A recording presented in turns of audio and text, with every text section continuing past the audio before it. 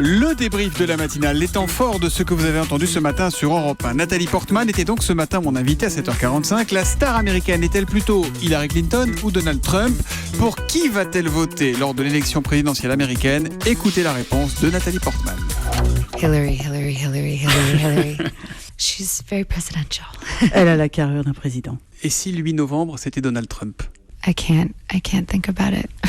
Je peux même pas envisager ça. You just have to make sure it doesn't happen. J'arrive pas à penser à cela et on fait tout ce qui est possible de faire pour éviter ça. Est-ce que vous pourriez passer un jour du rôle d'actrice engagée à engagée tout court et vous lancer en politique ? I have no idea. I have no plans for that Aucune right idée, now, j'ai pas de but- projet. En tout cas pas pour l'instant. Never say never. I have no idea. Mais on ne sait jamais. On ne sait jamais, nous dit Nathalie Portman ce matin sur Europe 1. La sonde Rosetta va s'écraser sur la comète Chury. Ça se passera à 13h, très très loin de chez nous, avec une toute dernière mission pour Rosetta. Les explications de notre journaliste Laure d'Autriche, c'était tout à l'heure à 7h34.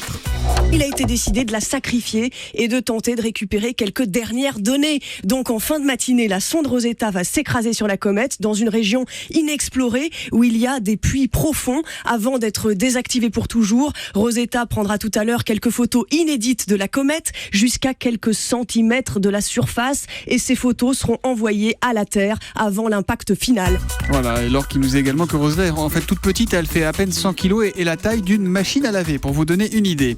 Bernard Squarcini minimise la gravité de ces mises en examen multiples. Et pourtant, l'ancien numéro 1 du renseignement intérieur est soupçonné de violation du secret de l'enquête. Ce n'est pas rien. Écoutez les révélations de notre spécialiste police-justice Alain Acco. C'était à 7h tout à l'heure. Il a sollicité dans le cadre de l'affaire Hermès LVMH bien le patron de la PJ parisienne qui a été mis en examen dans ce dossier et aussi un ancien magistrat pour savoir où était la plainte. Et cet magistrat qu'il sollicitait à l'époque travaille aujourd'hui chez LVMH. En tout cas, Bernard Squarcini assure qu'il n'a jamais entravé la moindre enquête.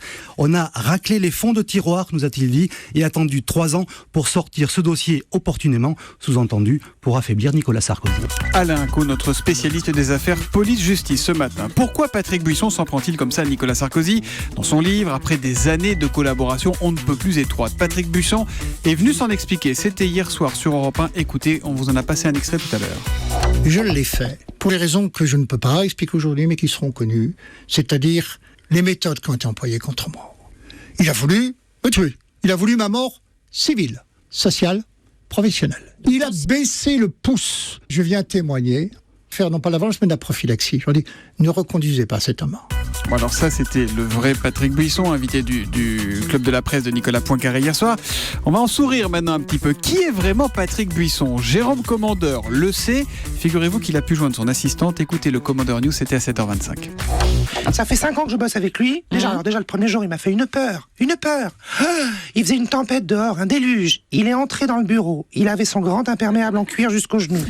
Des gants noirs, ses lunettes rondes. Un coup de tonnerre par la fenêtre. Je me suis dit, les mots vont sortir en allemand. Le Commandeur News, donc tous les jours à 7h25 sur Europe 1. Puis vous êtes nombreux à nous poser la question sur Twitter suite à l'interview de Nathalie Portman. Alors oui, Nathalie Portman est enceinte, c'est très visible. Voilà, merci. Et tout de suite, on va à New York, tiens, ça c'est bien.